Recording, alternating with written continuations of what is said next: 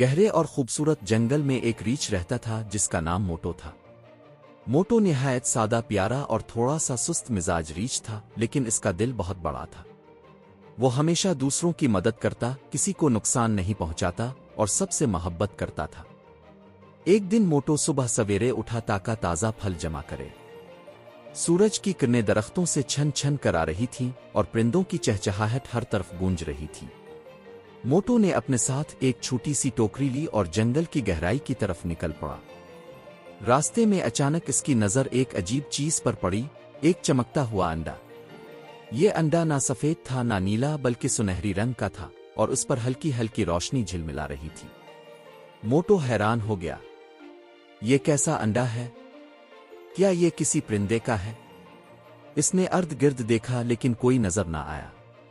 Motto نے آہستگی سے انڈا اپنی ٹوکری میں رکھا اور بولا، چلو پہلے اسے محفوظ جگہ لے جاتا ہوں۔ جب وہ انڈا لے کر واپس اپنے درخت کے نیچے آیا تو جنگل کے دوسرے جانوروں کو خبر ہو گئی۔ خرگوش، ہرن، طوطا، بندر سب موٹو کے پاس آئے اور بولے، واہ، یہ انڈا تو جادوئی لگ رہا ہے۔ بندر نے شرارت سے کہا، یہ تو خزانے کا انڈا ہے، مجھے دے دو۔ لیکن موٹو نے انکار کیا، یہ انڈا کسی کا ہے، ہمیں مالک کو تلاش کرنا ہوگا۔ طوطا بولا، چلو ہم سب مل کر انڈے کے بارے میں معلوم کرتے ہیں۔ اگلے دن سب جانور مل کر انڈے کے بارے میں جاننے نکلے۔ وہ چڑیا کے پاس گئے جو دنیا بھر کی خبریں رکھتی تھی۔ چڑیا نے انڈے کو غور سے دیکھا اور کہا، یہ انڈا ایک نایاب پرندے آسمانی عقاب کا ہے جو ہزاروں میل دور سے آتا ہے اور اپنے انڈے کو محفوظ مقام پر رکھتا ہے۔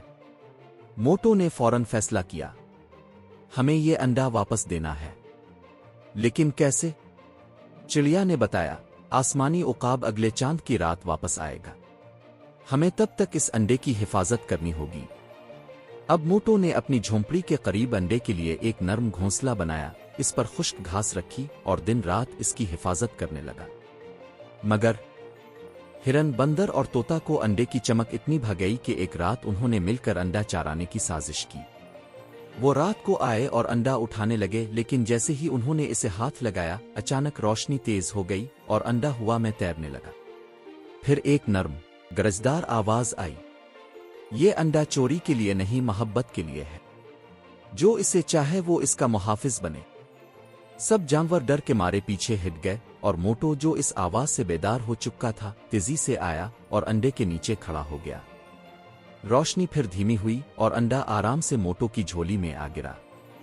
اگلی صبح جنگل میں ہر طرف چرچا تھا، موٹو کا دل سب سے بڑا ہے، وہی انڈے کا اصل محافظ ہے۔